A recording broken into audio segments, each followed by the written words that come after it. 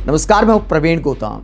दोस्तों, वीडियो में इस बात का विश्लेषण करेंगे कि आरजेडी की दो तेज तर्रार महिला प्रवक्ताओं को टीवी चैनल वालों ने फोन करके क्यों बोला कि आपको डिबेट में नहीं बुलाएंगे, एक तरह से बैन कर दिया। इसके पीछे की पूरी कहानी क्या है, वरिष्ठ पत्रकार आशुतोष का इस पर क्या कहना है, और कई तरह के रिएक्शन सामने आए हैं जो इस सवाल को बड़ा करते हैं कि क्या टीवी चैनलों की डिबेट बीजेपी डिसाइड करती है। कंचना यादव ने क्या खुलासा किया है जब टीवी चैनल वालों ने फोन पर बोला कि मैडम आपको नहीं बुलाएंगे। क्या कहती हैं कंचना यादव। बहस में भाजपा प्रवक्ताओं के पास कोई तर्क नहीं होता। तर्कहीन संघी अपने कब्जे में कर चुकी मीडिया पर दबाव बनाकर हमें बैन कर रहे हैं। मीडिया वाले फोन करके कहते हैं कि हम आपको अपनी डिबेट में नहीं रखेंगे क्योंकि भाजपा ने बॉयकॉट किया है। गजब है भाई, मीडिया पर भाजपा तय करेगी क्या। मत भूलिए कि ये राष्ट्रीय जनता दल है। तेजस्वी जी ने महिला सशक्तिकरण की मिसाल पेश की है। पिछड़े समाज की महिलाएं आवाज है राजद की, ऐसा तेजस्वी जी ने सुनिश्चित किया है। तो भाजपाइयों डरो मत, पढ़ लिख कर आओ। राजद से कौन जाएगा ये राजद तय करेगी, भाजपा या चैनल नहीं। यानी राजद वालों को बोल दिया गया कि भैया प्रियंका भारती और कंचना यादव के साथ डिबेट नहीं करनी भाजपा प्रवक्ताओं को। अब इसे लेकर आरजेडी के चीफ स्पोक्सपर्सन क्या कहते हैं, आरजेडी के मुख्य प्रवक्ता शक्ति सिंह यादव क्या कहते हैं। आज हमारी दो महिला प्रवक्ताओं को बीजेपी ने डर कर अपने खरीदे हुए चैनलों पर बैठाने से मना करवा दिया, जो महिला सशक्तिकरण की आईना है। ये दो बेटियां दलित और पिछड़े वर्ग की बेटियां हैं। अब भी किसी को शक है कि राजद से हमेशा नफरती ताकतें मुंह की खाई हैं और खाती रहेंगी। तो ये आरोप लगाते शक्ति सिंह यादव की प्रियंका भारती और इसके अलावा कंचना यादव दोनों को मना कर दिया गया टीवी चैनलों की तरफ से कि आपको डिबेट में नहीं बुलाएंगे, इनको डिबेट में नहीं भेजना है। इस पूरे मसले पर प्रियंका भारती क्या कहती हैं। प्रियंका भारती कहती हैं, आज तक भाजपा अपने एक प्रवक्ता को नहीं चुन पाई जो तथ्यों के साथ बिना असभ्य हुए बात कर पाए। एक पर एक गालीबाज प्रवक्ता बनाए हुए हैं, जो जितना खराब भाषा बोलता है उसे उतना प्रमोट करते हैं और खुद उसी भाषा में जवाब मिले तो तकलीफ होती है। प्रवक्ता छोड़िए, कितने एंकर खुद मेरे साथ डिबेट नहीं करना चाहते। कुछ प्रवक्ता लाइव बोले ये डिबेट में होगी तो मैं नहीं बैठूंगा। और आरजेडी की दलित तबके से और पिछड़े तबके से आने वाली प्रवक्ताओं से इतना खौफ, तर्क से लड़िए। पीछे के रास्ते मीडिया को यह कहना कि हमने इन्हें बॉयकॉट किया है, ये तो कायरता है। तेजस्वी जी ने बहुजन तबके से आने वाली महिलाओं को पार्टी में आगे बढ़ाया, पर इन महिलाओं से भाजपा के प्रवक्ता और कुछ सामंती एंकर भीतर से परेशान हैं। लड़ाई आमने सामने, तर्क से लड़िए। भाजपा और मीडिया का ये गठजोड़ क्या कहलाता है। तो प्रियंका भारती सवाल उठा रही हैं कि बीजेपी के कहने पर अब दूसरे दलों के प्रवक्ता डिसाइड होंगे क्या। दोस्तों, इस पूरे वाकये पर वरिष्ठ पत्रकार आशुतोष क्या कहते हैं। वो कहते हैं, कंचना यादव और प्रियंका भारती ने सामाजिक न्याय और दलित आंदोलन को बहुत मुखर आवाज दी है। इनकी आवाज को दबाने का अर्थ है सदियों से जिस समाज को बोलने नहीं दिया गया उन पर फिर पाबंदी लगाई जा रही है। लेकिन अब ये बहादुर लड़कियां मूक नायक नहीं बनेगी। इसके अलावा वरिष्ठ पत्रकार श्याम मीरा सिंह कहते हैं, आरजेडी की कंचना यादव और प्रियंका भारती ने टीवी डिबेट्स का माहौल बदल दिया है। अब तक टीवी के एंकर और पैनलिस्ट अक्सर कुछ ही जातियों से आते रहे हैं, लेकिन इन दो लड़कियों ने उस पूरे किले में सेल लगा दी है।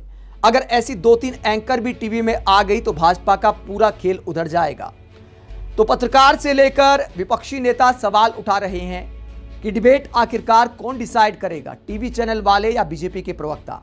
बीजेपी के नेता डिसाइड करेंगे कि किसको डिबेट में बुलाना है, किसको नहीं बुलाना है। कंचना यादव ने बीजेपी के ऐसा करने पर बाकायदा वीडियो बनाया और क्या कहा, जरा सुनिए।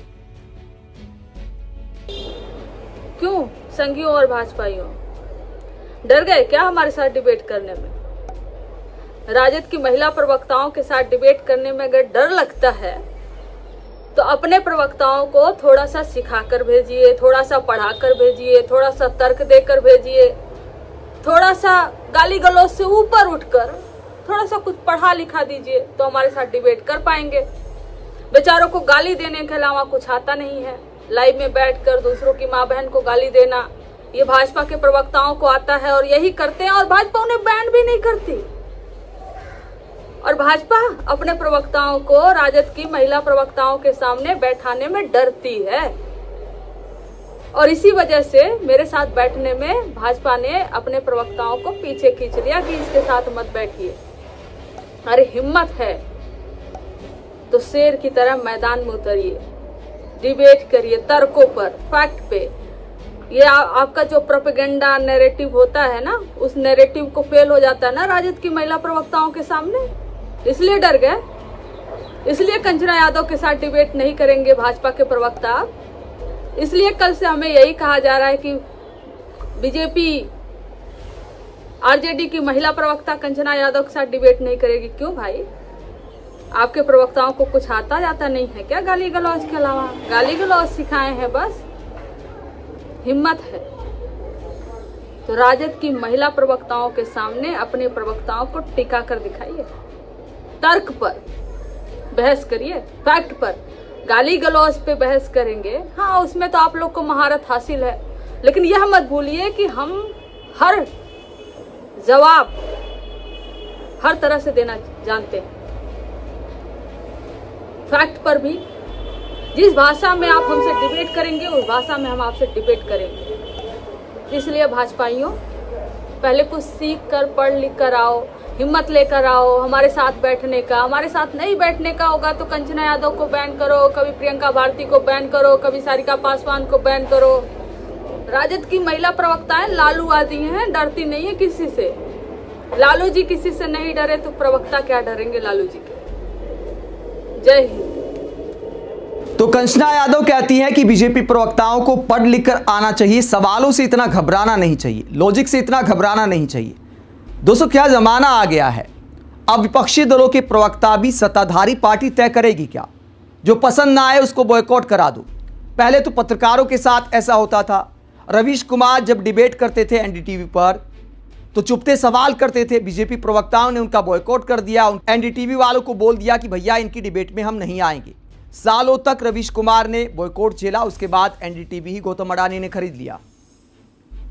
ऐसे ही कई पत्रकारों के साथ, कई एंकरों के साथ किया गया है। संदीप चौधरी की डिबेट में भी मुख्य प्रवक्ताओं को भेजना बंद कर दिया। तो आखिरकार ये कब तक चलेगा? कहा जाता कि भैया बीजेपी में एक से एक बुद्धिजीवी भरे पड़े हैं, तो क्या ढंग के प्रवक्ता नहीं हैं जो एंकरों को तर्क के साथ जवाब दे सके? मोदी सरकार इतना विकास कर रही है, देश के प्रधानमंत्री का दुनिया में डंका बज रहा है, तो प्रवक्ताओं का गला क्यों सूख जाता है?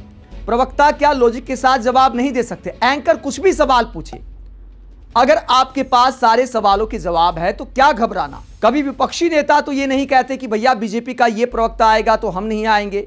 और टीवी चैनल वाले भी आखिरकार इतना इशारे पर क्यों चलते हैं? ऐसे में दो महिला प्रवक्ताओं को फोन करके ये बोलना कि भैया बीजेपी वालों ने आपका बॉयकॉट कर दिया इसलिए आपको नहीं बुलाएंगे, ये टीवी वालों की भी कायरता को दिखाता है। ये दिखाता है कि सब कुछ कठपुतली जैसा चल रहा है।